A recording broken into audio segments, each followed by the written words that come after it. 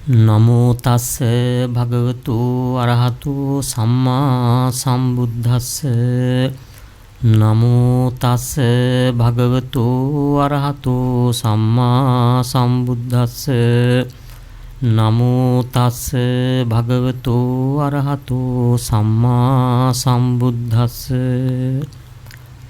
ඒ මාගේ භාග්‍යවත් තථාගත සම්මා සම්බුදුරජාණන් වහන්සේට මාගේ නමස්කාරය වේවා.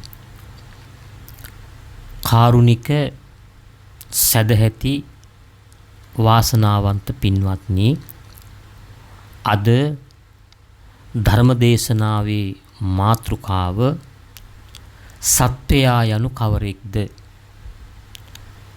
සත්වයා සංසාරේ ගමන් කරන්නේ ඇයි?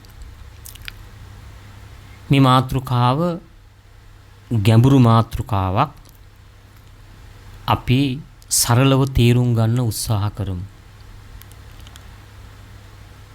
සසරෙන් එතර වෙන්න ඕනෑ නම්, සසර දුක නැති කරගන්න අවශ්‍ය නම්, නිවන් අවබෝධ කරගන්න අවශ්‍ය නම් මේ කරුණ තේරුම් ගන්නම වෙනවා. සක්කාය දිට්ඨිය දුරු කරගන්නවා කියන්නේ ඒකයි. සත්වයා කියනකොට සත්ව වර්ග ගොඩක් ඉන්නවා. මනුස්සයෝ සත්වයෝ, දෙවියෝ සත්වයෝ, බ්‍රහ්මයෝ සත්වයෝ, තිරිසන් සතුන් සත්වයෝ, නිරිසතුන් සත්වයෝ, ප්‍රේතයෝ සත්වයෝ. මේ විදිහට සත්වයා කියනකොට විවිධ වර්ගයේ සත්වයන් මේ 31 තලයක් තුල වාසය කරනවා. අපි හිතාගෙන ඉන්නවා මේ සත්වයා නැත්තම් මේ සත්වයෝ ජීවත් වෙනවා, ලෙඩ වෙනවා, වයසට යනවා, මැරෙනවා, දිවුලෝ යනවා, අපායට යනවා කියලා යම්කිසි පුජ්‍යලයක්, පුජ්‍යල ආරෝපණයක් ඇති කරගෙන යම්කිසි පුජ්‍යලයක් තමයි මේ විදිහට මේ භවයෙන් භවයට ගමන් කරන්නේ කියලා. මේක තමන්ගේ පැත්තට දාලා බැලුවොත් මම හිතනවා මම ඉපදුනා, මම ජීවත් වෙනවා, මම ලෙඩ වෙනවා, මම වයසට යනවා, මම මැරෙනවා, මම දෙව්ලොව යනවා, මම බඹලොව යනවා, මම අපායට යනවා, මම අතීතයේ හිටියා, ඒ වගේම වර්තමානයේ ඉන්නවා, අනාගතයේත් මම ඉපදෙනවා. මේ විදිහට භවයෙන් භවයට ඉපදී මෙරි යන සත්වෙක්, පුජ්‍යලයක් ඉන්නවාය කියලා අපි හිතාගෙන ඉන්නවා. නමුත් මෙතන ඊට වැඩිය ලොකු ගැඹුරක් තියෙනවා. බුදුරජාණන් වහන්සේ නමක් සම්බුද්ධත්වයට පත්වන විට උන්වහන්සේට සුවිශේෂී වූ ඥානයන් පහළ වෙනවා. ඒ ඥානයන් අතර එකක් යථා භූත ඥාන දර්ශනය. එනම් සතර මහා ධාතුන්ගේ යථා ස්වභාවය අවබෝධ කරගන්නා වූ නුවණ. ඒ අනුව බුදුරජාණන් වහන්සේ දේශනා කරනවා සැබවින්ම සත්‍ය වශයෙන්ම මෙතන පුජ්‍යලයක්, ආත්මයක් ඇත්තේ නැහැ. ධර්ම සමූහයක් පමණක්, ස්කන්ධ සමූහයක් පමණක්, ධාතු සමූහයක් පමණක් පවතිනවා. ඒට කියනවා රූපස්කන්ධය කියලා. ඒ නිසා මේ කරුණ අපි වඩාත් හොඳින් තේරුම් ගන්නට ඕන. මේ කරුණ වඩාත් හොඳින් තේරුම් ගැනීමට අපි ඉගෙනගත්ත විද්‍යාවත් අපිට යම් උපකාරයක් කරනවා. ලෝකේ සත්වයා පිළිබඳව විස්තර කළේ බුදුරජාණන් වහන්සේ පමණක් නොවේ. විද්‍යාඥයින් මේ පිළිබඳ පර්යේෂණ කළා. මේ කරුණ වඩාත් පැහැදිලි කරගන්න සත්වයා පිළිබඳ විද්‍යාඥයින්ගේ මතය ඉදිරිපත් කළොත් තේරුම් ගන්න පහසු වෙයි කියලා හිතනවා. භෞතික විද්‍යාඥයින් සත්වයා යනු කවරේක්දයි පරීක්ෂණ කළා. මේ සත්ව ශරීරය කොටස් වලට බෙදලා බැලුවා. ඔවුන්ගේ ශරීරයට අනුව ඔවුන්ගේ පරීක්ෂණයන්ට අනුව ඔවුන් හසු කරගත්තා සත්වයාගේ ශරීරය නිර්මාණය වෙලා තිබෙන්නේ පරමාණු වලින් නැත්නම් අංශු වලින්. එම පරමාණු වල තිබෙනවා ශක්තියින් ටිකක්. ඉලෙක්ට්‍රෝන, ප්‍රෝටෝන, නියුට්‍රෝන ආදී ශක්තියින්. එම ශක්තියින්ගේ ක්‍රියාකාරීත්වයක් තිබෙනවා.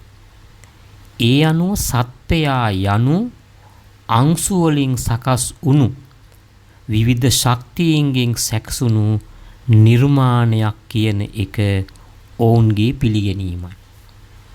ඔවුන් මෙම ස්වභාවය අවබෝධ කරගත්තේ විද්‍යා උපකරණ මගින් හෝ ගණිත උපකරණ මගින් හෝ විවිධ උපකල්පන මගින් පරීක්ෂණ, නිරීක්ෂණ, නිගමනයකට ඇවිල්ලා මෙන්න මේ විදිහට කියනවා සත්වයා යනු ශක්ති සමූහයක එකතුවක් කියන එක.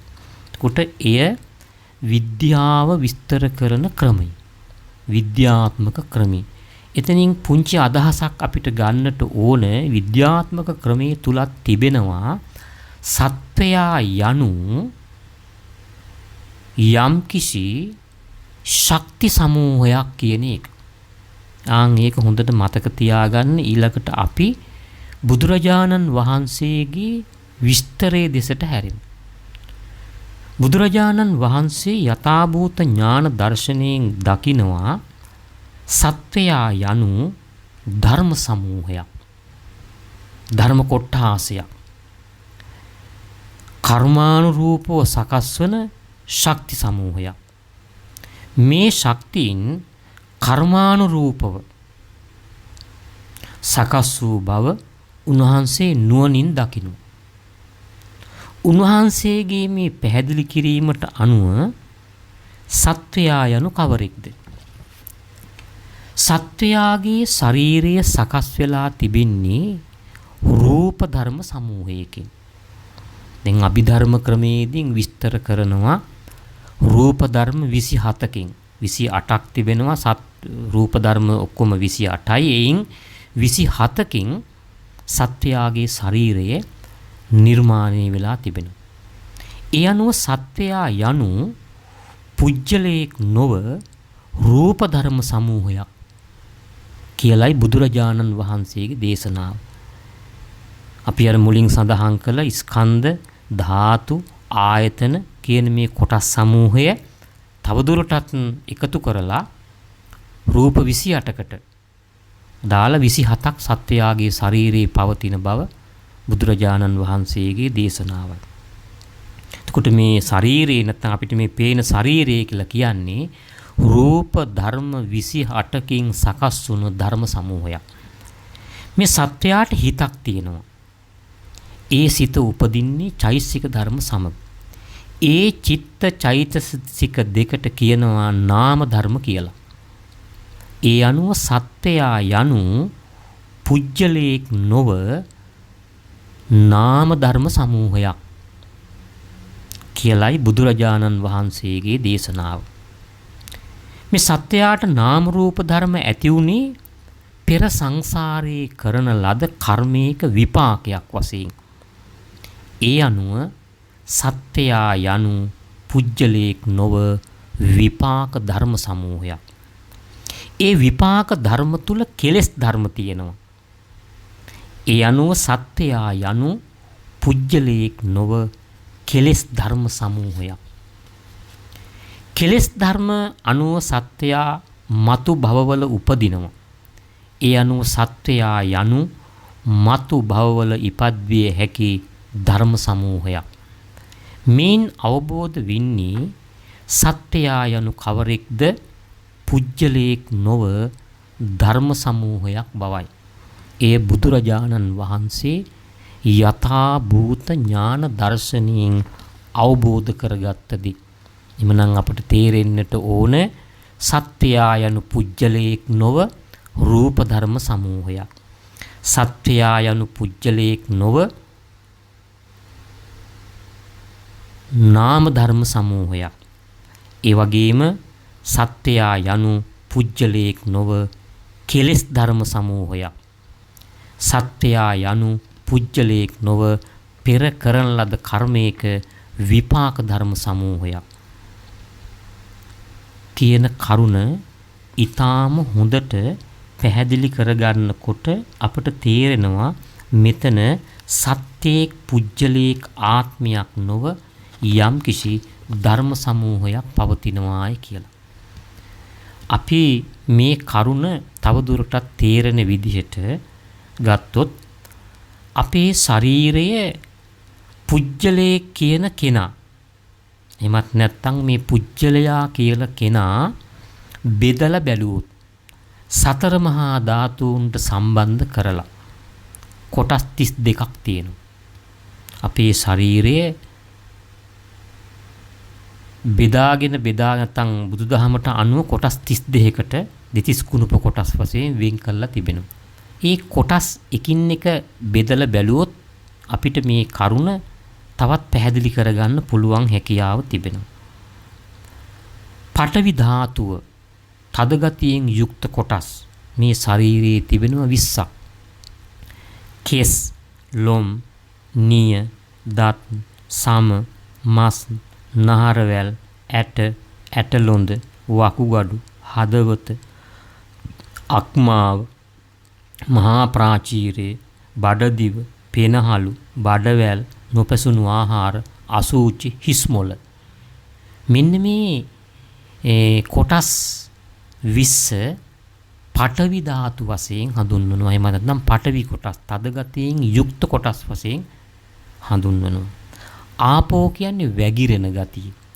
වැగిරෙන ස්වභාවයෙන් යුක්ත කොටස් 12ක් ශරීරයේ පවතිනවා. පිත, සෙම, සැරව, ලේ, දහඩිය, තෙල් මඳ, කඳුළු, උරුණු තෙල්, කෙල, සොටු, සම, ඊළඟට මුත්‍රා, මේ විදිහ සමමිදුළු මුත්‍රා, මෙන්න මේ විදිහට කරුණු 12ක්. එහෙමත් නැත්නම් ආපෝ ධාතුවට අදාළ කරුණු 12ක්. මේ 20යි 12යි එකතු කරාම 32ක් තියෙනවා. එතකොට පඨවි හා ආපෝ කියන ධාතුන් දෙකට අයත් කොටස් 32ක් තිබෙනවා. ඊළඟට මේ ශරීරයේ තව තේජෝ ධාතුවක්. මේ කොටස් වලට අමතරව තේජෝ ධාතුවක් සීත උෂ්ණ බවක් තිබෙනවා. එය බුදුරජාණන් වහන්සේ පැහැදිලි කරනවා කරුණු 4කින්. සංතාපන තේජෝ ධාතුව. අසනීපයකදී කය දවන උණුසුම ඇති කරන තේජෝ ධාතුව. මේක අපිට හොඳට තේරෙනවා උණ හැදුනහම අපේ ශරීරයේ අධික උෂ්ණත්වයක්. ආන් ඒකට කියනවා සංතාපන තේජෝ ධාතුව. දි รา පන තේජෝ ධාතුව. පුංචි ළමයාගේ සිට මේ ශරීරය මෝරන්නේ, වැඩෙන්නේ, වර්ධනය වෙන්නේ, ඒ වගේම වයසට යන්නේ. මෝරනවා, ඒ වගේම බිඳ වැටෙනවා. මේ විදිහට ශරීරයේ පවත්වාගෙන යන්න හේතු වන තේජෝ ධාතුවට කියනවා දි รา පන තේජෝ ධාතුව කියලා. පරිධාන තේජෝ ධාතුව. පරිධාන තේජෝ ධාතුව. කය දවන උණුසුම, පපුවේ දැවිල්ල, බඩේ දැවිල්ල, අපිට උගුරේ දැවිල්ල වගේ තැන්වල ඇතිවෙන ඒ දැවිල්ල ස්වභාවයක් ඇතිවන්නේ පරිධාන තේජෝ ධාතුව නිසා. ඒ වගේම පාචක තේජෝ ධාතුව.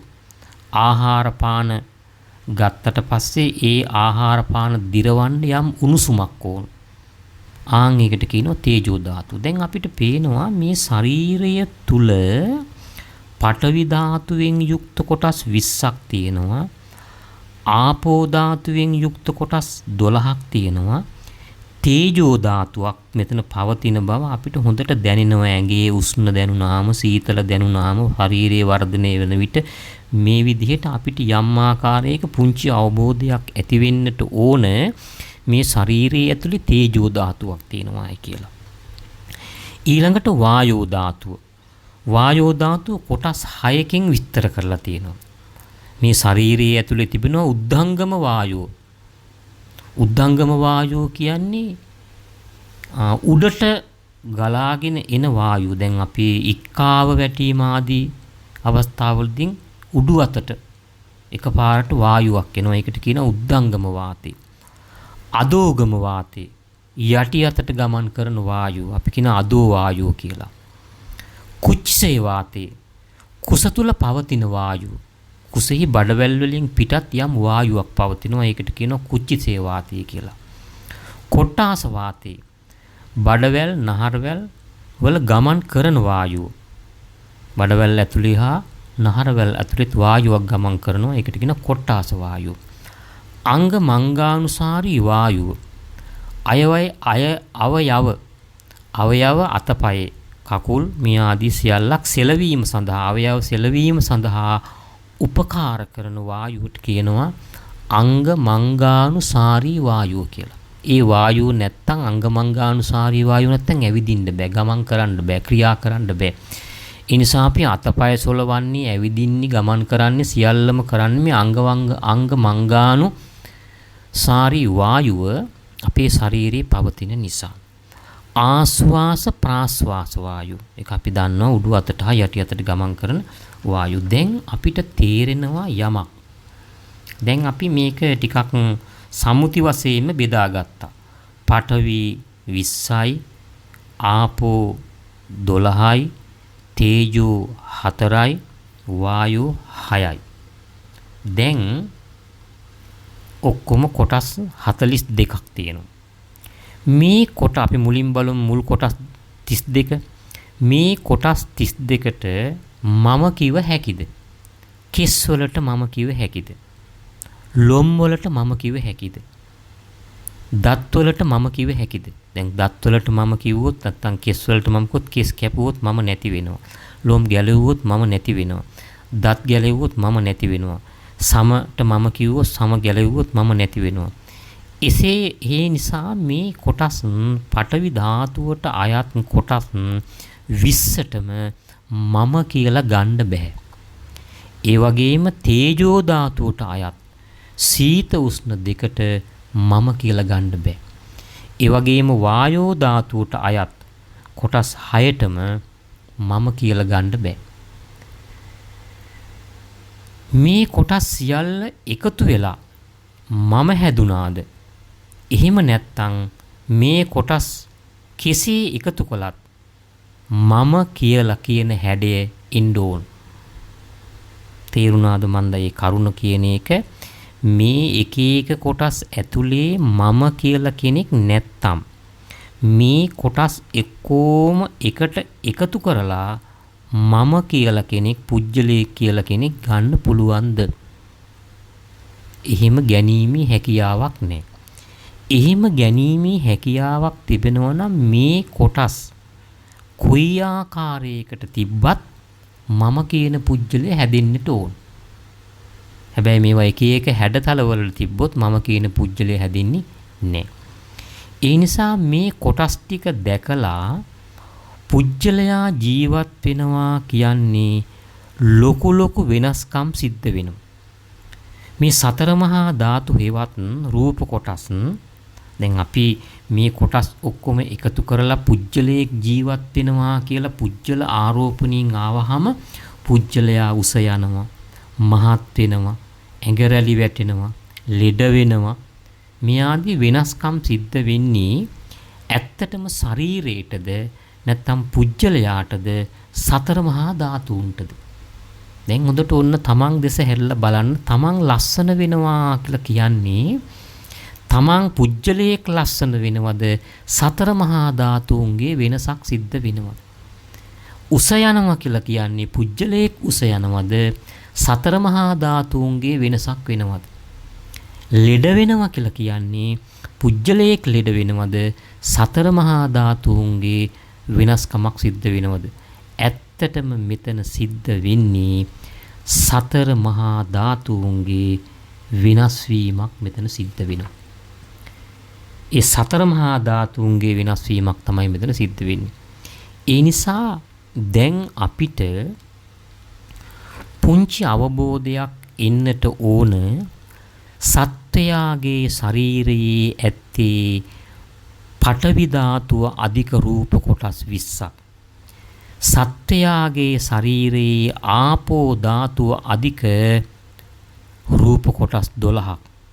සත්වයාගේ ශරීරයේ දවන තවන උණුසුම් කරන තේජෝ ධාතුව අධික කොටස් නැත්නම් ධාතු 4ක්.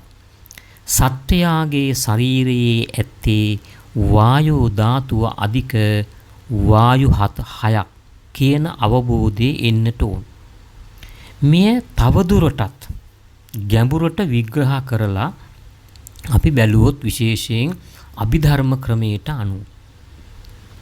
දැන් අපි පඨවි කියන කොටස් අරගෙන පඨවි බෙදලා බලනවා. කෙස් බෙදලා බැලුවාම බෙදාගෙන ගියාම අපි ඉගෙනගත්ත විද්‍යාවට අනුව නම් යම්කිසි වස්තුවක් ද්‍රව්‍යයක් බෙදාගෙන ගියාම නැවතත් බෙදන්න බැරි අවස්ථාවක්. ඒකට කියනවා අංශුවක් නැත්තම් පරමාණුවක්. ඒකට විද්‍යාත්මක ක්‍රමයේ අනුවත් කෙස් ගහ බෙදාගෙන ගියාම අංශුවක් හමු වෙනවා. පරමාණුවක් හමු වෙනවා. බුදුරජාණන් වහන්සේට අනුව මේව බෙදාගෙන ගියාම හමු වෙන්නේ සුද්ධාස්තකයක්. විද්‍යාවට අනුව නම් අංශුවක්, බුදුරජාණන් වහන්සේගේ බෙදීමට අනුව හමු වෙන්නේ සුද්ධාස්තකයක්. සුද්ධාස්තකයක් කියලා කියන අටක කලාපයක්. පඨවි, ආපෝ, තේජෝ, වායෝ, වර්ණ, ගන්ධ, රස, ඕජා කියන මේ අටක කලාපයකින් යුක්ත අපි කියනවා සුද්ධාස්තකයක් කියලා කියන්නේ. නැත්නම් අටක කලාපයක්. නිකන් අපි හිතන්නේ නිකන් අපිට තේරෙන අංශුවක් කියලා. අංශුවේ ගොඩාක් සුද්ධාස්තක තියෙනවා. අන්න ඒ වගේ බුදුරජාණන් වහන්සේ බුදුනුවණින් බෙදාගෙන ගියාම උන්වහන්සේට හමුුනේ පරමාර්ථ ධර්මයක්. ඒකට කියන සුද්ධාස්තකයක්.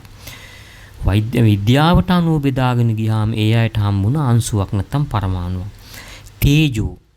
තේජෝ ධාතුත් බෙදාගෙන ගියාම විද්‍යාත්මක ක්‍රමයට අංශු හමු වෙනවා. බුදුදහමේ ක්‍රමයට අනුව සුද්ධාස්තකයක්. අංශුවටත් වඩා ඊටාම කුඩා වස්තුවක් න කුඩා සුද්ධාස්තකයක්. වායුවත් එහෙමයි. බෙදාගෙන ගියාම නැවත බෙදන්න බැරි අවස්ථාවක් එනකොට විද්‍යාවට අනුව අංශුවක් හම්බ වෙනවා. බුදුදහමට අනුව අභිධර්ම ක්‍රමයේදී සුද්ධාස්තක හමු වෙනවා. දැන් අවබෝධයක් එනවා මේ මුළු ශරීරේම අංශු ගොඩක්. එහෙම නැත්නම් බුදුරජාණන් වහන්සේගේ ඉගැන්වීමට අනුව සුද්ධාස්තක ගොඩක්. එහෙමත් නැත්නම් ශක්තියින් ගොඩක්. මේ බඳු ශක්තියින් 28ක් පිළිබඳව අභිධර්මයේ සඳහන් වෙනවා. ආන් ඒවට කියනවා රූප 28ක් කියලා. දැන් අපි අපේ මේ භෞතික ශරීරය අරගෙන බැලුවොත් මේ ස්ත්‍රී පුරුෂ ශරීර හැදිලා තිබෙන්නේ රූප 27කින්. රූප 27කින්. ඒ අපිට තේරෙන විදිහට අපි විද්‍යාත්මක ක්‍රමයෙන් කිව්වොත් අංශු වලින් තමයි අංශු ගොඩක් තමයි මේ ශරීරේ ඇත්තේ. මේ රූපමේ ඊළඟට අපි බලන්නට ඕන දැන් ඔන්න අපිට අපේ ශාරීරික දෙස හැරිලා බැලුවොත් දැන් අපි මේ ශරීරේ තියෙනවා. දැන් මේ පේන ශරීරේ තියෙනවා. හොඳට තමන්ගේ ශරීරයේ දෙස හොඳට මනසින් බලන්න.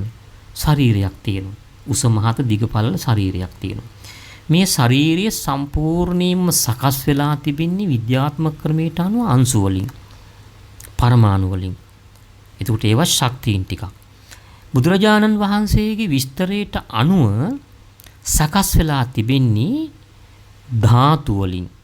අපි මුලින් විස්තර කරානේ පඨවි ධාතුව, ආපෝ ධාතුව, තේජෝ ධාතුව, වායෝ ධාතුව. ඒ ධාතු හතර බෙදාගෙන ගියාම ඒ ලොකුවට පේන ඒ කොටස් ඇස්, දත්, නිය, සම ආදී වශයෙන් කොට බෙදාන්න ගියාම නැවතත් හමු වෙන්නේ අංශු වලටත් වඩා ඊටාම කුඩා සුද්ධාෂ්ටක ටිකක්. ඒ සුද්ධාෂ්ටක ඇතුලේ තිබෙන්නේ සුද්ධාෂ්ටක තුලක් තිබෙන්නේ ශක්තියින් ටිකක්. දැන් එතකොට මේ මුළු ශරීරයම කියලා කියන්නේ සුද්ධාෂ්ටක ගොඩක්. දැන් අපිට මේ පේන ශරීරය නැත්නම් මේ නිර්මාණය වෙලා තිබෙන ශක්තියින් නිකම්ම ක්‍රියාත්මක වෙන්නේ නැහැ. මේ ශරීරය නිකම් ක්‍රියාත්මක වෙන්නේ නැහැ. මේ ශරීරයේ ක්‍රියාත්මක වෙන්න තවත් ශක්තියින් 4ක් ඕන. දැන් හොඳට තමන්ගේ ශාරීරික දේශ හොඳ අවධානයෙන් බලන්න. තමන්ගේ මේ තියෙන භෞතික ශරීරයේ ක්‍රියාත්මක වෙන්න, වැඩ කරන්න, නැත්නම් ජීවයක් ලබන්න, ජීවත් කරවන්න තව ශක්තියින් 4ක් ඕන. ඒකින් එක ශක්තියක් තමයි කර්ම ශක්තිය. කර්ම ශක්තිය මේ රූප කලාප වලට ලැබෙන්නේ නැත්නම් මේ අංශු වලට ලැබෙන්නේ නැත්නම් මේ ශාරීරි පවත්වාගෙන යන්න බෑ. පඨවි ධාතුව, ආපෝ ධාතුව, වායෝ ධාතුව, තේජෝ ධාතුව ක්‍රියාත්මක වෙන්න, එහෙමත් නැත්නම් මේ අංශු ක්‍රියාත්මක වෙන්න කර්ම ශක්තියක් ඕන. ඊට හේතුව මේ සතර මහා ධාතු හැදිලා තියෙන්නේ නැත්නම් ශරීරයේ හැදිලා තිබෙන්නේ කර්මයක විපාක ශක්තියකින්. මේ ශරීරය හැදිලා තිබෙන්නේ කර්මයක විපාක ශක්තියකින්.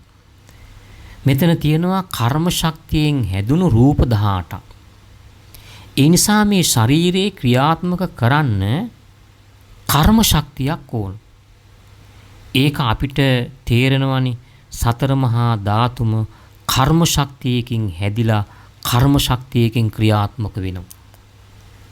තේරෙන විදිහට කිව්වොත් මේ දෙතිස් කුණුප 32ම කර්ම ශක්තියෙන් හැදිලා තිබෙන්නේ. අපේ ශරීරයේ තිබෙනවා වර්ණයක්, ගන්ධයක්, රසයක්, ඕජාවක්. ඒ සියල්ල කර්ම ශක්තියෙන් හැදිලා තිබෙන්නේ. ඒ වගේම ප්‍රසාද පහක්. චක්කු, සෝත, ගාන, જીවහා, කාය කියන්නේ ඇස, කන, නාසය, දිව, ශරීරය. මෙන්න මේවා හොඳට වැඩ කරනවා කියන්නේ ඇස් පේනවා, කන් ඇහෙනවා, ඊළඟට ගඳ සුවඳ දැනෙනවා, ස්පර්ශ දැනෙනවා කියන්නේ මේ කර්ම ශක්තියක් නිසායි මේවා වැඩ කරන්නේ. නැත්තම් උත්පත්තියෙන් අන්ධයි, ගොළුයි, බිහිරි වගේ තත්ත්වයන් ඇති වෙන්නේ ඒත් අකුසල කර්ම ශක්තිය. ඒ නිසා තමයි බුදුරජාණන් වහන්සේ දේශනා කරන්නේ මහණෙනි ඇස යනු පුරාණ කර්මයක්. කන යනු පුරාණ කර්මයක්. ඒ කියන්නේ පුරාණ කර්මයක විපාකේ නිසා තමයි හොඳට කන් ඇහෙන්නේ. පුරාණ කර්මයක විපාකේ නිසා තමයි හොඳට ඇස් පේන්නේ. පුරාණ කර්මයක විපාකේ නිසා තමයි හොඳට ස්පර්ශය දැනෙන්නේ. පුරාණ කර්මයක විපාක නිසා තමයි හොඳට රස දැනෙන්නේ. එහෙමනම් දැන් මේ ශරීරයේ ක්‍රියාත්මක වෙන්න අපිට තේරෙනවා මේක වැඩ කරන්නේ ක්‍රියාත්මක වෙන්නේ කර්ම ශක්තියක් අනුව. ඒ වගේම අපේ ශරීරේ භාව රූප තියෙනවා. ස්ත්‍රියක්ද පුරුෂයක්ද? ස්ත්‍රියක් නම් ස්ත්‍රී භාව රූප, පුරුෂයෙක් නම් පුරුෂ භාව රූප. මේ භාව රූප ඇතිවන්නේ යම්කිසි කර්ම ශක්තියක් නිසා. ඒ වගේම ජීවිත රූපේ. ජීවිත රූපේ කියලා කියනවා මේ ශරීරේ පවත්වාගෙන යන ජීවත් කරන අනිත් රූප කලාප වල ජීවේ රඳා පවතින රූප කලාපේ තමයි ජීවිත රූපේ. ඊළඟට පරිච්ඡේද රූපේ. පරිච්ඡේද රූපේ කියලා කියනවා මේ රූප කලාපයන් දෙකක් අතර තිබෙන හිස් අවකාශය. දැන් මේක අපිට තේරුම් ගන්න පුළුවන්. අපි කියන මේකට ආකාශ ධාතුව කියලා කියනවා. දැන් ඔය නාස් සිදුරු වල, කම් සිදුරු වල යම් වායුවක් තියෙනවනේ. ඒවත් අපිට සාමාන්‍යයෙන් පරිච්ඡේද රූප වශයෙන් හඳුන්වන්න පුළුවන්. දැන් එතකොට දැන් එකක් තේරුම් ගත්තා මේ සතර මහා ධාතු. එහෙමත් නැත්නම් මේ ශරීරයේ තිබෙන රූප කොටස් නිකන් වැඩ කරනව නෙවෙයි. නිකන් ක්‍රියාත්මක වෙනව නෙවෙයි. ඒවා ක්‍රියාත්මක වෙන්නේ යම් කිසි කර්ම ශක්තියක් අනුව. හැබැයි කර්මයට විතරක්ම තනියෙන්ම මේ ශරීරේ පවත්වාගෙන යන්න බෑ. අපි හැමෝම දන්නවා මේ ශරීරයට අමතරව හිතක් තියෙනවා. ඒ නිසා මේ ශරීරේ පවත්වාගෙන යන්න චිත්ත ශක්තියක් ඕන. සිත වැඩ කරන්නට ඕන. එහෙනම් සතර මහා ධාතු ක්‍රියාත්මක වෙන්න චිත්ත ශක්තියක් ඕන. සිත නැත්තම් ශරීරය ක්‍රියාත්මක වෙන්නේ නැහැ. දැන් අපිට පැහැදිලි කයක් තියෙනවා. ඒකට කියනවා රූපය කියලා රූපස්කන්ධය. හිතක් තියෙනවා. ඒකට අපි කියනවා නාමස්කන්ධය. එතකොට අභිධර්ම ක්‍රමයේදී විස්තර කරනවා මේ චිත්තජ රූප. ඒක නැත්තම් සිත මුල් කරගෙන ඇතිවන්නා වූ රූප. සතර මහා ධාතු හිත මුල් කරගෙන චිත්තජ රූප ශක්තිය ඕන ක්‍රියාත්මක වෙන්නේ. ඊළඟට උපාදාය රූප 24ක් තියෙනවා. පරිච්ඡේද රූපේ, ශබ්ද රූපේ. ඒ ශබ්ද රූපේ නිසා තමයි අපිට කතා කරන්න පුළුවන් වෙන්නේ. එතකොට කතා කරන්න බෑ නිකම්ම. හිත සම්බන්ධ වෙන්න ඕන. එහෙනම් අපි මේ වචන ප්‍රකාශ කරන්නේ හිතේ ශක්තිය අරගෙන නැත්නම් හිතේ උදව්වක් අරගෙන මේ හැම වචනයක්ම හැම අකුරක්ම කියන්නේ හිතලා නොසිත කියන්නේ. ඒ නිසා ශබ්ද රූපය නැත්නම් මේ වචන පිට වෙන්න ඒ සිතේ තියෙන චිත්ත ශක්තිය අවශ්‍යයි.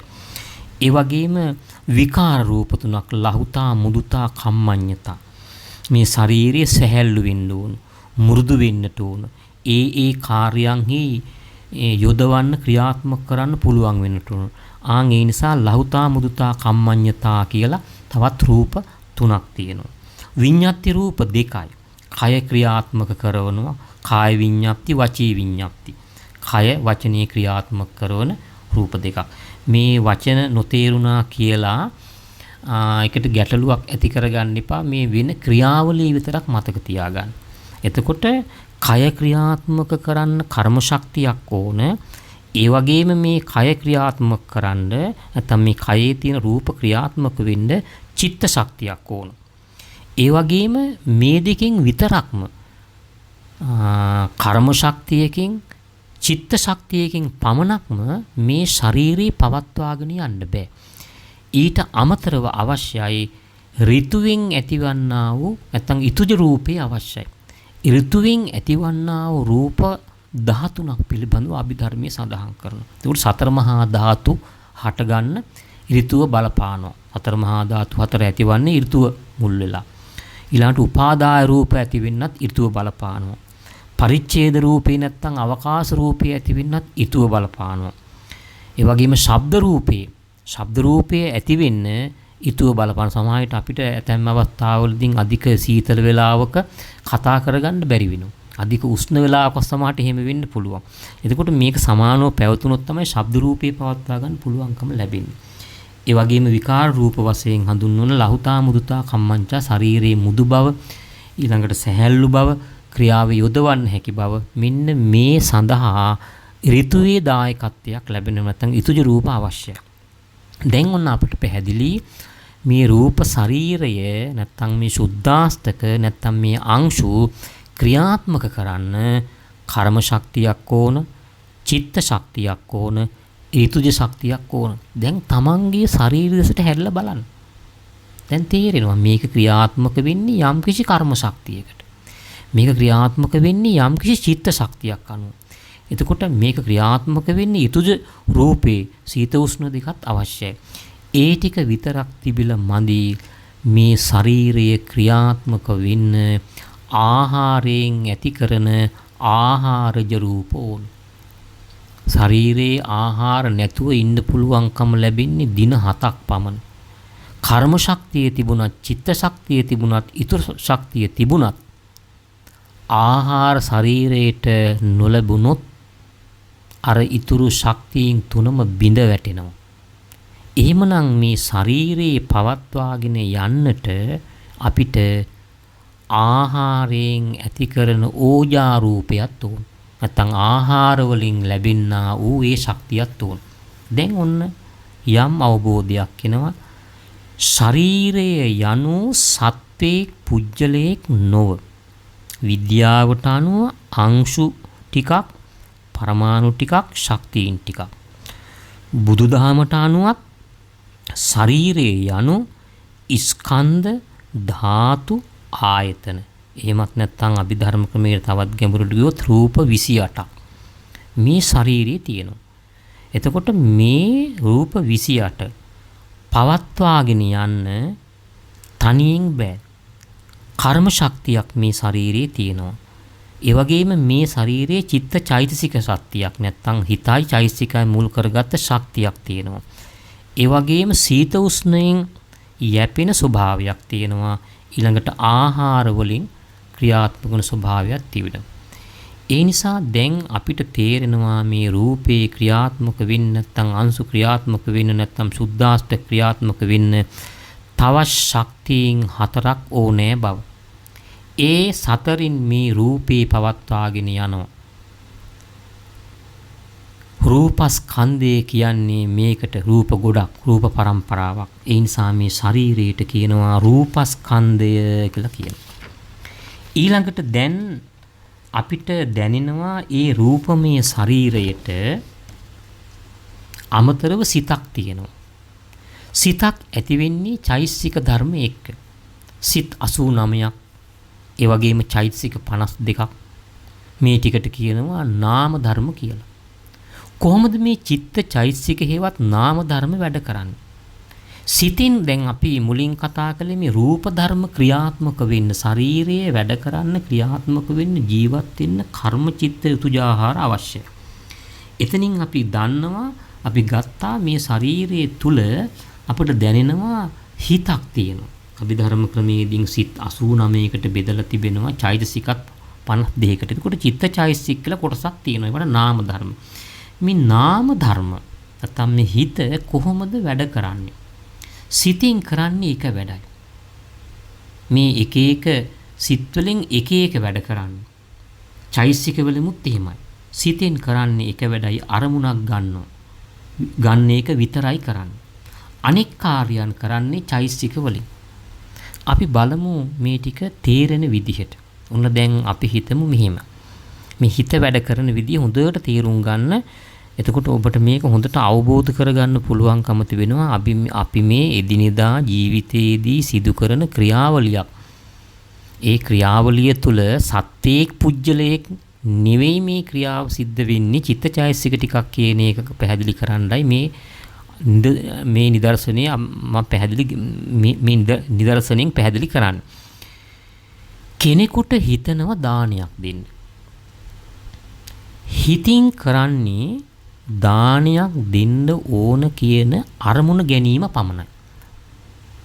හිතෙන් කරන්නේ අරමුණ ගන්න එක විතරයි. හිතට වෙන වැඩක් කරන්න බෑ. ඒ අරමුණ සමග චෛතසික ටිකක් ඇති වෙනවා. දැන් අපි හිතමු කෙනෙකුට දානයක් දෙන්න ඕන කියලා හිතෙනකොට එයාට ඇති වෙනවා ශ්‍රද්ධා කියන චෛතසිකය ඇති වෙන්නට ඕන. අලෝභය, ලෝභකම යටපත් කරලා අලෝභය කියන චෛතසිකේ මුදුන්පත් වෙන්න ඕන. නැත්තම් ඉදිරියට එන්න ඕන. ඊළඟට අද්වේෂය, ද්වේෂය යටපත් වෙලා මෛත්‍රිය මතුවෙන්න ඕන. නැත්තම් මේ දාන දෙන්න බෑ. අමෝහය නැත්තම් මුලාව යටපත් වෙලා ප්‍රඥාව මතුවෙන්නට ඕන. කර්මඵල විශ්වාසය වෙන්නට ඕන. නැත්තම් දාන දෙන්න බෑ. කායපස්සද්ධිය කියනවා ඒ වගේම කය සංසුන් බවක් ඇති වෙන්නට ඕන.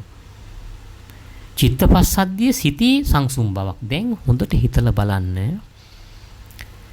මේ කය ඇතුලේ තියෙනවා යයි හැඟෙන සිත හා චෛතසික වැඩ කරන විදිය. සිත යම් අරමුණක් ගන්නකොටම දානයක් දෙන්න ඕන කියලා හිතනකොටම එතනට වට වෙලා චෛතසික ටිකක් ඒ අරමුණ සාර්ථක කරගන්න කටයුතු කරනවා.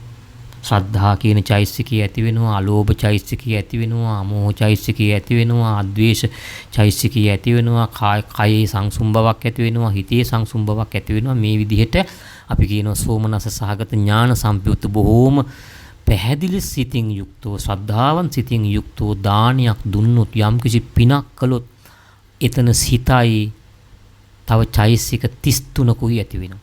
දැන් මෙතන හොඳට තේරුම් ගන්නට ඕන. දැන් අපට තේරෙනවා මේ කය ඇතුලේ ඇතැයි යන හැඟෙන මේ සිත තනියම නෙවෙයි කණ්ඩායමක් සමග ක්‍රියාත්මක වෙනවා. එතනත් තිබෙන්නේ සිත කියලා යම්කිසි ශක්තියක්. මේ චිත්ත ශක්තියෙන් ටික ක්‍රියාත්මක වෙනවා. දැන් අපි මේක අකුසල පැත්තට ගත්තොත් කෙනෙකුට සතෙක් මරන්න හිතෙනවා.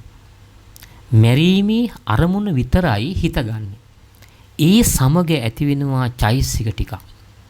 මෝහය. මෝහය කියන්නේ අර අරමුණට මුලා වෙනවා. අහීරිකය. පාපේට ලැජ්ජා නැතිකම. ඒ පව කරන්න ලැජ්ජා නැති අහීරික කියන චෛසිකය ඇති වෙනවා. අනුත්ප්පය. පාපේට බිය නැතිකම. පාපේට බිය තිබුණා නම් අකුසලයේ කරන්නේ නම් අනුත්ප්පය කියන චෛසිකය එනවා. ද්වේෂය, තරහ කියන චෛසිකය එනවා. විචිකිච්ඡා, කුසල පිළිබඳ ඇති සැකය, මේ විදිහට තවත් චෛසික රාශියක් එකතු වෙලා ඒ සිත් අනුව චෛසික වෙනස් වෙනවා. ඒක අපි පස්සේ තේරුම් ගමු. මේ විදිහට හිතයි චෛතසිකයි එකතු වෙලා යම් කිසි ක්‍රියාවක් කරන්නට පෙළඹෙනවා. ක්‍රියාවක් කරන්නට පෙළඹෙනවා. දැන් මෙන්න මෙතනදී අපි මේ නාම ධර්ම වල, නාම ධර්ම කියන්නේ සිතයි චෛතසිකයි. මෙතන අපි තව චුට්ටක් හඳුනා ගන්න ඕන කරුණක් තිබෙනවා. අපි කරන ක්‍රියාවන් කොටස් දෙකකට වෙන් කරනවා. කුසල ක්‍රියා, අකුසල ක්‍රියා. එහෙම නැත්නම් කුසල නාම ධර්ම, අකුසල නාම ධර්ම. කුසල චෛතසික, අකුසල නාම ධර්ම. මේ විදිහට යම් කුසලයකට බර යමක් කරනකොට කුසල නාම ධර්ම. නැත්නම් කුසල් සිත්, කුසල චෛතසික. අකුසලයකට බරව යමක් කරනකොට අකුසල නාම ධර්ම. අකුසල් සිත්, අකුසල චෛතසික. අකුසල නාම ධර්ම තුල තියෙනවා අවස්ථා තුනක්. මෙන්න මේ ටික ඊටාම වටිනවා. ඊටාම වටිනවා. දැන් අපි මේ සංසාරේ පුරාම මේ ඉපදී මෙරි එන්නේ අපේ సంతානයේ තුල. సంతාන කියන්නේ හිත තුල තියෙනවා යටපත් වෙලා, එහෙමත් නැත්නම් ප්‍රහීන නැති නොකල අකුසල් ටික. ඒ අකුසල් නිසා තමයි අපි මේ සංසාරේ පුරාම ගමන් කරන්නේ. අප්‍රහීන කෙලෙස් කියන්නේ ඒවට. ප්‍රහීනී කළ නැති කළ නෑ. දැන් අපි සාමාන්‍ය ලෝකෙට ගිහිල්ලා බැලුවොත් අපේ හිතේ යටපත් වුණු අකුසල වර්ග තුනක් තියෙනවා. එකක් තමයි අනුසය අවස්ථාව. අකුසල සිතක තියෙන අනුසය අවස්ථාව. අනුසය අවස්ථාව කියලා කියන්නේ අකුසල් නිදාගෙන ඉන්න අවස්ථාව. දැන් මේ පින්නතුන් මේ වෙලාවේ බණ අහනකොට මේ අයගේ අකුසල් දැන් අවදි වෙලා නැහැ. දැන් නිදාගෙන යටපත් වෙලා. දැන් මේ බණ අහන වෙලාවේ තියෙන්නේ කුසල මුදුන්පත් වෙලා. කුසල් සිත් මතුවලා තිබෙනවා. අකුසල් සිත් යටපත් වෙලා තිබෙනවා. අපි ඒකට කියන නිදාගෙන ඉන්න අවස්ථාව. අර නාගයෙක් නිදාගෙන ඉන්නවා වගේ. ඒකට කියන අනුසය අවස්ථාව. ඊළඟට පරියුට්ටාන අවස්ථාව. අකුසල් අවදිව සිටින අවස්ථාව. දැන් අපි හිතමු මේ බණ අහා ඉන්න වෙලාවේ කවුරු හරි ගෙදර කෙනෙක් ඇහෙනවා පිඟානක් බිමට දාලා බින්දිනවා. ඒක ඇහෙනකොටම ඔබට කේන්ති යනවා. කේන්ති ගිහලා සමහර විට දොස් කියනවා. දැන් මොකද වුනේ? නිදාගෙන හිටිය කෙලෙස් මතු වුණා. ඒ කෙලෙස් මතුවලා පේනවා. ඒකට අපි කියන පරියුට්ටාන අවස්ථාව කියලා. පරියුට්ටාන අවස්ථාව. වීතික්කම අවස්ථාව. කෙලෙස් වල වීතික්කම අවස්ථාව කියන්නේ අකුසල් ක්‍රියාත්මක වන අවස්ථාව. ඒ වෙලාවෙම එයාට ගිහිල්ලා එතනට ගිහිල්ලා නැගිටලා ගිහිල්ලා ගහන්න පුළුවන්, බනින්න පුළුවන්, දොස් කියන්න පුළුවන්. එහෙනම් මේ කෙලෙස් වල තියෙන අවස්ථා තුනක්. කෙලෙස් නිදාගෙන ඉන්න අවස්ථාව, කෙලෙස් අවදිව ඉන්න අවස්ථාව, කෙලෙස් ක්‍රියාත්මක වන අවස්ථාව. ඒ නිසා අකුසල් කියන ඒවා සැලසුමකින් තොරව ටක් ගාලා මතුවෙලා එනවා. ඇයි ඒ නිතරම එක්ක නිදාගෙන නැත්තම් අවදියේ. ලෝභ, ද්වේෂ, මෝහ, රාග, මාන ඔය විදිහ අකුසල් චිත්තචෛසික එක්ක නිදාගෙන ඉන්නව නැත්තම් යටපත් වෙලා තිබෙනවා නැත්තම් මතු වෙලා තිබෙනවා. ඒ නිසා අපිට ඕන වෙලාවක ටක් ගාලා මේ අකුසල් මතුවෙන්න පුළුවන්. කුසල් එහෙම ලේසියෙන් මතුවෙන්නේ නෑ. දැන් අපි බලමු අකුසල් මතුවෙන අවස්ථාවක් අපි සාමාන්‍යයෙන් බොහෝ දෙනෙකුට හුරු උදාහරණයක්. පන්සලට යනවා. යන්නේ බුදුන් වඳින්න.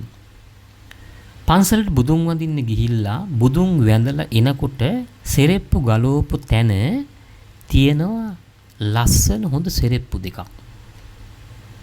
දැන් ඒ වෙලාවෙම ඒ මොහොතේම ටක් ගාලා එයාට එනම ලෝභ සිතක්. අර මෙච්චර වෙලා බුදුන් වදින වෙලාවේ නිදාගෙන හිටිය ලෝභ සිත ටක් ගාලා මතුවෙලා එයා ඒක ගන්නවා. හොරකම් කරනවා. ක්‍රියාත්මක කරනවා. එතකොට අනුශය අවස්ථ යටපත් වෙලා තිබුණා. ලෝභ සිතුවිලි මතු වුණා. වීතික්කම අවස්ථාවේදී මේක ගත්තා. ඒ නිසා අපිට මේ කුසල් කියන ඒවා යම් කිසි සැලසුමක් ඇතුවම කරනව නෙවෙයි. සැලසුම් ඇතුවත් අකුසල් කියන ඒවා. අකුසල් කියන ඒවා යම් සැලසුමක් ඇතුවම කරනව නෙවෙයි. සැලසුමක් ඇතුව කරන හොරකම් මිනිමෙරුම් තියෙනවා. නමුත් සාමාන්‍ය අපි ගත්තට පස්සේ ඒ වෙලාවේ දැක්ක ගමන් දැන් මුදල් පසුම්බියක් තියෙනවා දැක්කොත් ඒක ගණ්ඩ නෙවෙයි ආවික සැලසුමක් නෙවෙයි. නමුත් ඒ වෙලාවෙම ලෝභ සිතුවිල්ල ඇති වෙලා ඒක ගන්න පුළුවන්. ඒ නිසා අකුසල් කියන ඒවා ටග්ගාලා මතුවලා එනවා සැලසුම් සහගතවත් එනවා සැලසුම් සහගත නැතුවත් එනවා. හැබැයි කුසල් එහෙම නැහැ. කුසලයක් කරන්න දානයක් දෙන්න හෝ වෙන පින්කමක් කරන්න හෝ ඒක අනුසේ වශයෙන් යටපත් වෙලා තියෙන එකක් නෙවෙයි. කුසල් වල ස්වභාවය ඒකයි. සඳහා වීරියක් ඕන. උත්සාහයක් ඕන. ශ්‍රද්ධාවක් ඕන. ඒ වගේම පින්කම් කළාම විපාක ලැබෙනවා කියලා කර්මඵල විශ්වාසයක් ඕන. ඒ වගේම හිතේ කයේ පූර්ව සූදානමක් ඕන. හිතේ කයේ සංසුම් බවක් ඕන. එසා මේ දෙක හොඳට තේරුම් ගන්නට ඕන. මේ අනුව මේ අනුශය අවස්ථාවේ පවතින කෙලෙස් සංසාරේ පුරාවටම අප්‍රහීනව පවතිනවා. අන්න ඒ ටික හොඳට තේරුම් ගන්නට ඕන. මේ අප්‍රහීනව පවතින කෙලෙස් ධර්ම සංසාරේ පුරාවටම අප්‍රහීනව කියන්නේ ප්‍රහීන වෙන්නේ නැතුව පවතින නිසා අපි මතුවට සංසාරේ උපදිනවා.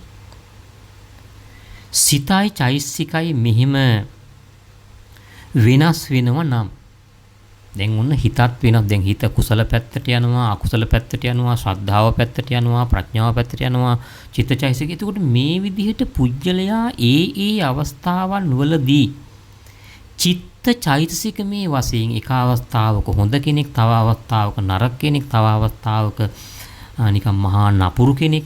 එතකොට මේ විදිහට චිත්ත චෛතසික නිතර වෙනස් වෙනවා නම් මම කියලා ගන්න පුළුවන්.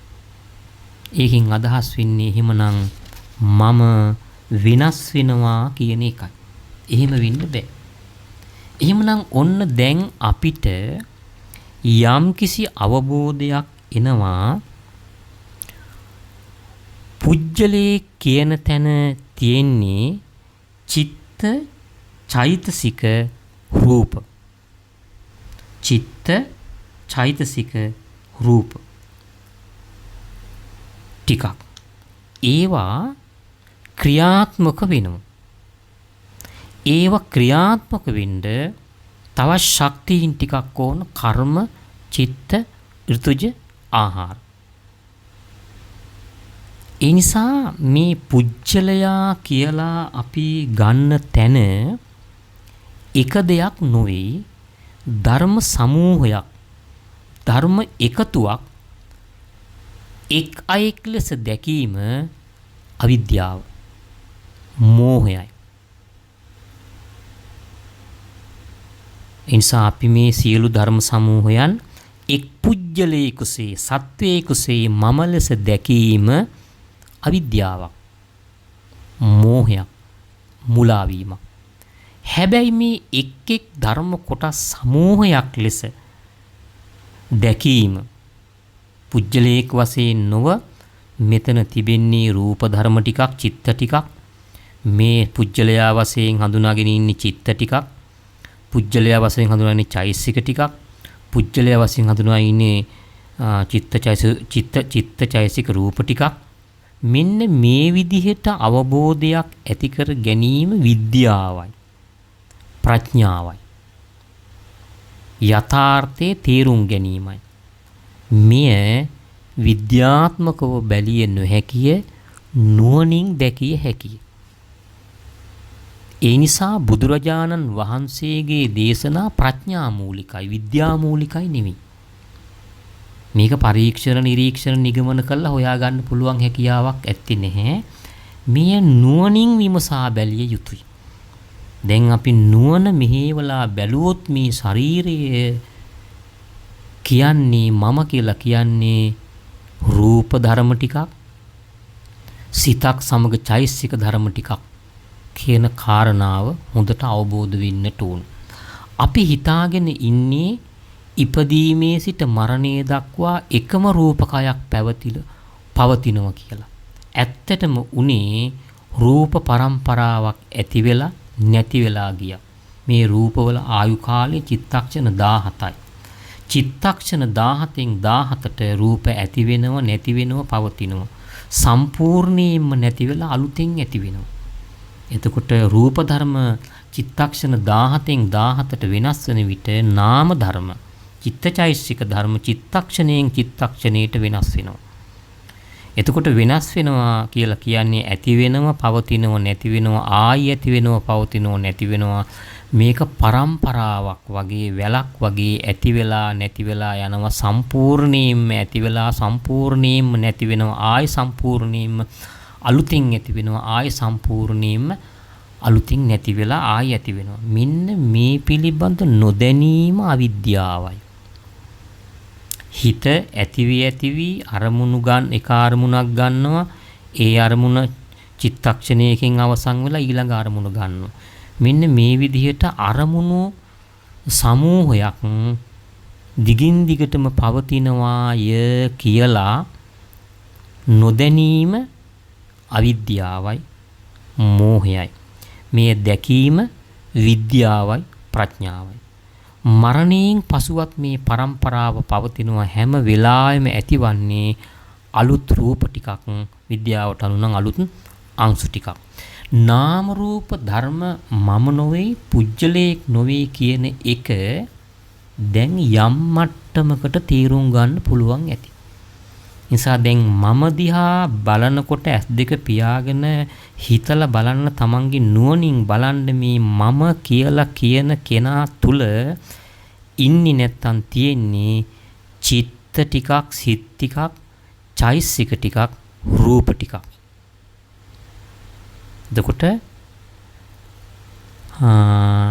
දැන් පුජ්‍යලයක් වශයෙන් ඉන්නේ චිත්ත, චෛසික, රූප ධර්ම ටිකක් නම් ඒ ටිකෙන්ම තමයි ක්‍රියාව සිද්ධ වෙන්නේ. චිත්ත, චෛසික, රූප වලින්ම තමයි ක්‍රියාව සිද්ධ වෙන්නේ. දැන් අපි හිතමු අපි කොහොමද මේ ක්‍රියාවක් ඇවිදිනවා, කනවා, බොනවා මේ ක්‍රියාවන් සිද්ධ කරන්න මේ අපිට නිකන් හිතනවා මේක මේ පුජ්‍යලයක් කරනවා කියලා. ඇවිදීම, කතා කිරීම මේ කරන ක්‍රියාකාරකම් නෑ. මේක සිද්ධ වෙන්නේ මෙන්න මෙහිමයි. සිත ගන්නවා අරමුණක්. අපි හිතමු යම් කෙනෙක් දානයක් දෙන්න ඕන කියලා අරමුණක් ගන්නවා. ඒ වෙලාවේ ලෝභ, ද්වේෂ, මෝහ කියන අකුසල් චෛසික යටපත් වෙලා, ලෝභ, ද්වේෂ, මෝහ කියන අකුසල් චෛසික යටපත් වෙලා අලෝභ, අද්වේෂ, අමෝහ කියන කුසල මූල ඉදිරිපත් වෙලා නැත්තම් උඩට ඇවිල්ලා මුදුන්පත් වෙලා ඒ සමග උපදින අනික් චෛතසික ධර්මයන්, අනිච්චෛසික ධර්මයන් සද්ධාව, ප්‍රඥාව, අලෝභය ආදී, අද්වේෂයේ, කායපස්සද්ධි, චිත්තපස්සද්ධි ආදී අනිත් චෛතසික ධර්මයන් තමන්ගේ පැත්තට නසු කර ගන්න නැත්නම් නම්මා ගන්නවා. එතකොට අලෝභ, ද්වේෂ, මෝහ කියන ඒවා මතුවෙලා ඒ සමග උපදින අනිච්චෛසික ධර්මයන් තමන්ගේ පැත්තට නතු කරගෙන නම්මාගෙන එතනින් නතර වෙන්නේ නැහැ. ඒ ඇති කරගත්ත හිතින් ඒ සිතේ ඇති කරගත්තා වූ ඒ අරමුණු ශක්තිමත් කළා ඒක ශරීරයටත් බලපාලා ශරීරේ රූප උපදිනවා. ඒකයි ප ဋ ාණෙහිම තං සමුට්ඨානං ච රූපාණං කිව්වේ. ඒ චිත්ත චෛසික ධර්ම ශරීරයටත් රූප උපද්දලා ශරීරයේ ඊට සුදුසු පරිදි සකස් කරනවා. දැන් සිතයි කයයි සූදානම්. සිතයි කයයි සූදානම්. ඊළඟට තවම ක්‍රියාව කළේ නෑ. හිතත් දැන් හරි ඒ සඳහා සූදානම්. කයත් ඒ සඳහා සූදානම් කළා. දැන් තියෙන්නේ ක්‍රියාව කරන්න. චේතනාව කියන චෛසිකේ තමයි මේ කර්මය කරන්නේ. මුල් වෙන්නේ. එම චෛසිකයෙන් චිත්ත කිරිය වායෝ ධාතුවක්. එහෙමත් නැත්නම් කය සොලවන්න පුළුවන්. කය සොලවන්න පුළුවන් ක්‍රියාත්මක වෙන්න පුළුවන් වායෝ ධාතුවක් කාය විඤ්ඤාප්ති රූපේට. කාය විඤ්ඤාප්තිය කය ක්‍රියාත්මක කරවන්න පුළුවන් ආකාරයට යොදවලා කය සෙලවීමේ ක්‍රියාව කරනවා. එහෙමත් නැත්නම් දන් දීමේ ක්‍රියාව සිද්ධ කරනවා. දැන් ඉදිරියට යනවා. කය සැහැල්ලු වෙනවා. හිත සැහැල්ලු වෙනවා. දැන් එතකොට මේ කය සැහැල්ලු කරලා ඉදිරියට යන්න බලපාපු එකක් තමයි චිත්ත කිරිය වායෝ ධාතුව. අනිත් එක තේජෝ ධාතුව. දැන් මෙහිම වෙලා දැන් කර්මය කරනවා. කුසල කර්මයක්. පින්කමක්.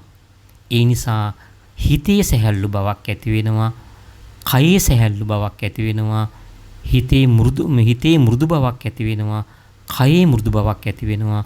මේ විදිහට සිත කය මෘදු කරගෙන කුසල මුල් මුදුන්පත් කරගෙන කුසල කර්මයක් සිද්ධ කරනවා.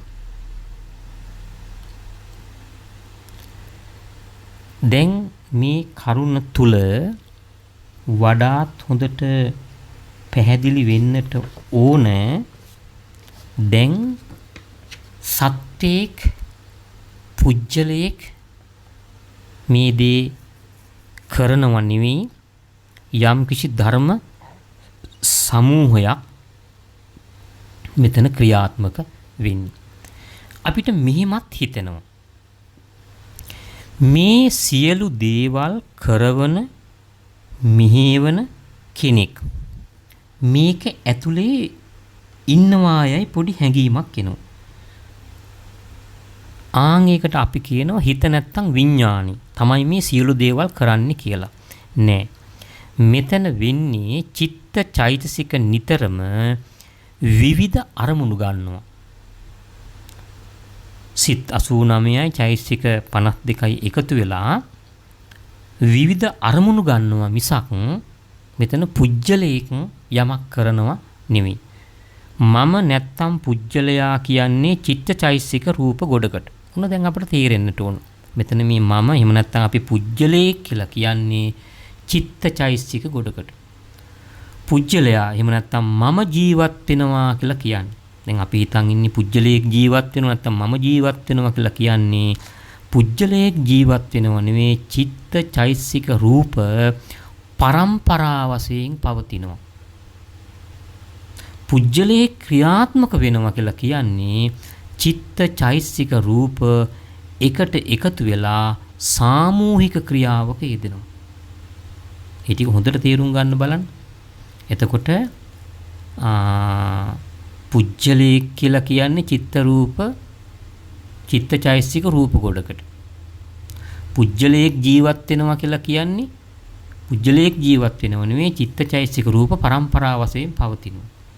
පුජ්‍යලයේ ක්‍රියාත්මක වෙනවා කියලා කියන්නේ පුජ්‍යලයේ ක්‍රියාත්මක වෙනව නෙවෙයි චිත්ත චෛතසික රූපයකට එකතු වෙලා සාමූහික ක්‍රියාවක යෙදෙනවා. මේ තමයි පරමාර්ථ ධර්මවල පැවැත්ම. මෙතන පවතින්නේ හේතුඵල සම්බන්ධතාවයක්. හේතුඵල සම්බන්ධතාවයක් අනුව තමයි මේ ටික ක්‍රියාත්මක වෙන්නේ. ඊළඟට අපි තව චුට්ටක් බලමු. මේ නාම රූප පරම්පරාව පැවතීමට අපි කැමැත්තක් තියෙනවා. ඒකට කියනවා භව රාගය කියලා. ඒ සමගම ඡන්ද රාගයත් ඇති වෙනවා. හේතුව අපි ඉපදෙන්න බලපාපෝ සංඛාරවල නැත්නම් අපි ඉපදෙන්න බලපාපෝ කුසල කර්මවල තියෙනවා අවිද්‍යාවයි තෘෂ්ණාවයි.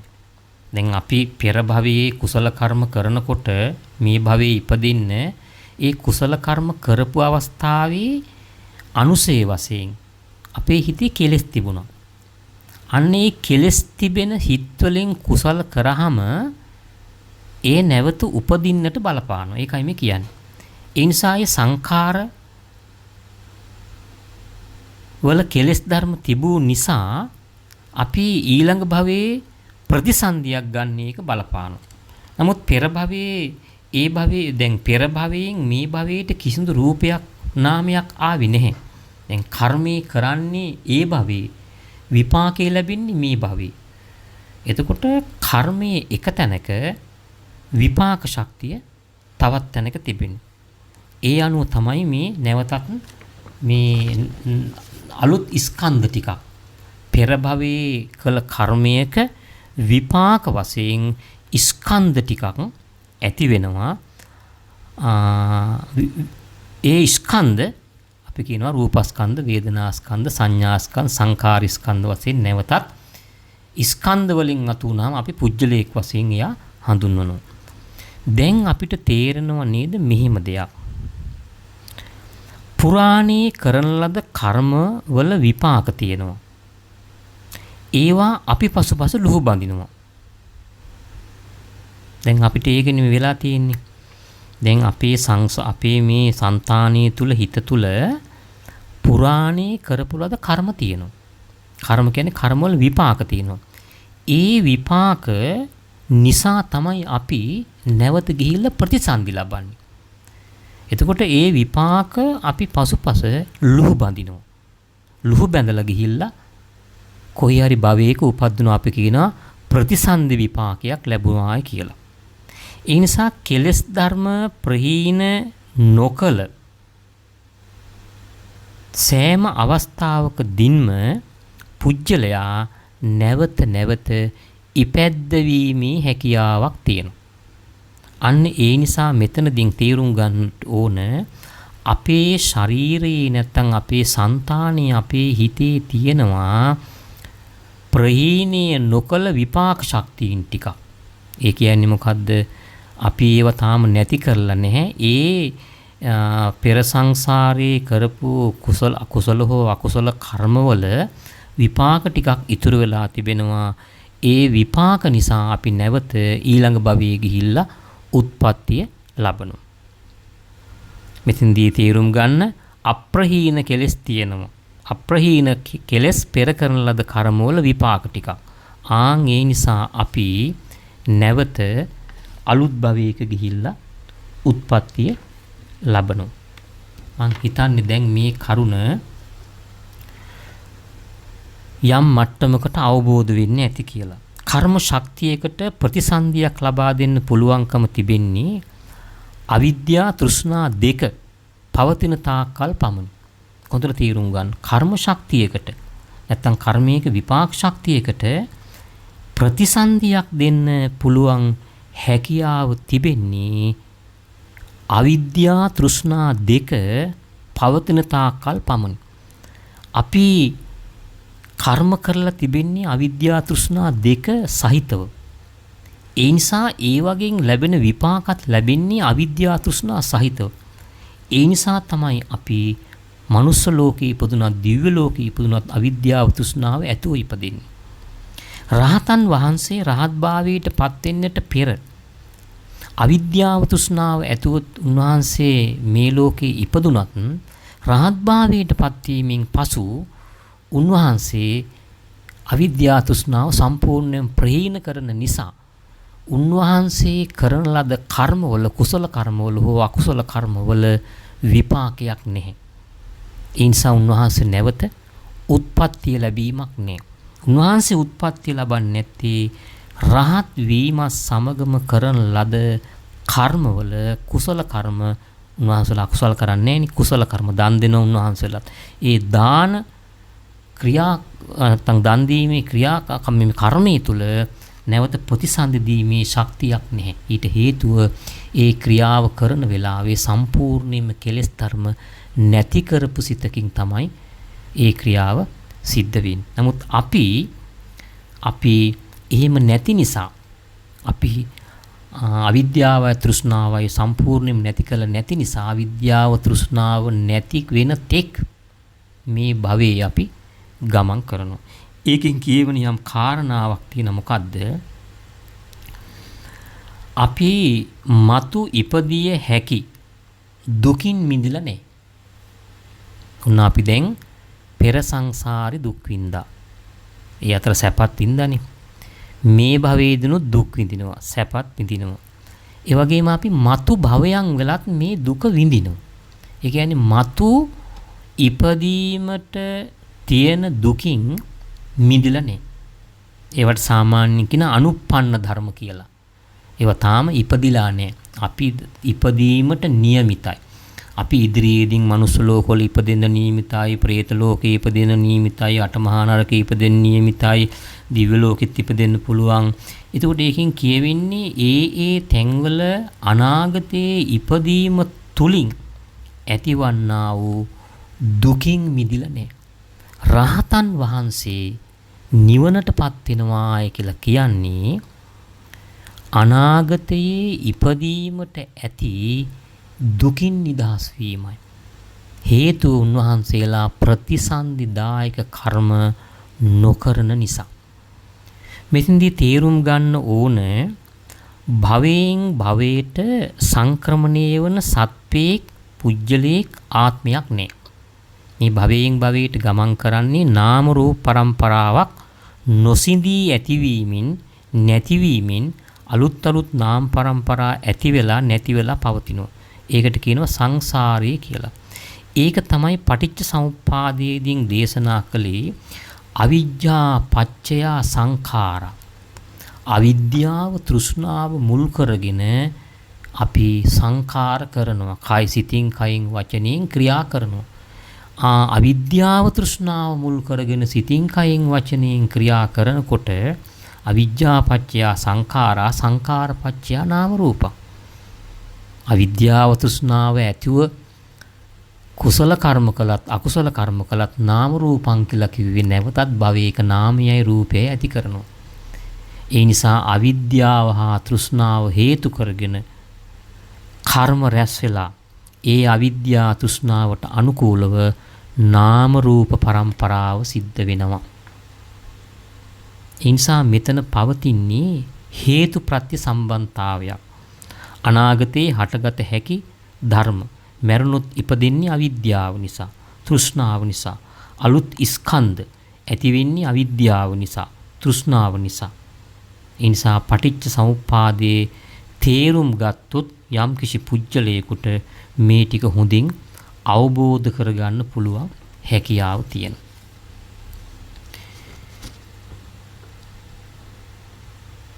ඒ නිසා හොඳට මතක තියාගන්නට ඕන දැන් මම හිතනවා යම් ආකාරයකට මේ කරුණ තේරෙන්නට ඇති.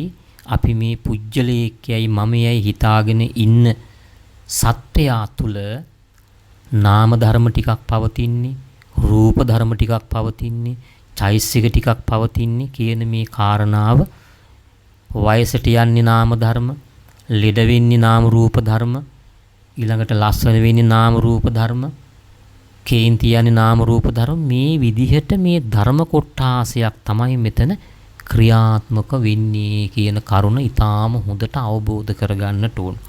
ඒ නිසා බුදුරජාණන් වහන්සේ වදාලා කම්මා විපාකා වත්තන්ති. කර්මයක් හේතු කරගෙන විපාකයන් හට ගන්නවා. විපාකෝ කම්ම සම්භවෝ. විපාකය කර්ම නිසාමයි හටගන්නේ. එහෙනම් අපිට විපාකයක් ලැබෙන්නේ දැන් මේ ඉපදිලා ඉන්නේ කර්මයක විපාකයක්. ඒ නිසා විපාකයක් හටගන්නේ කර්මය නිසාමයි. තස්මා පුනබ්බවෝ හෝති. කර්මයේ හේතු කරගෙන නැවත නැවත ඉපදීම සිද්ධ වෙනවා.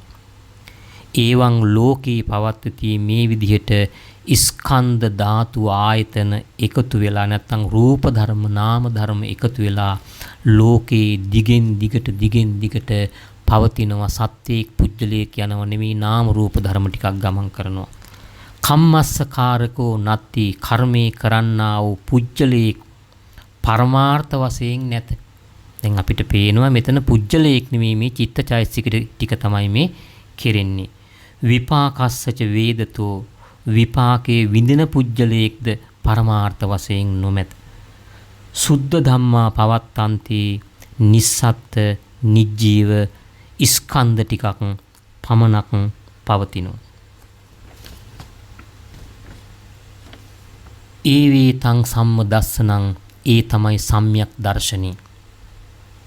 ඉන්සා ඔබට අවබෝධ වෙන්නට ඇති පැහැදිලි වෙන්නට ඇති බුදුරජාණන් වහන්සේගේ දේශනාව සත්‍යයක් පුජ්‍යලයක් ආත්මයක් ගැන නොවේ.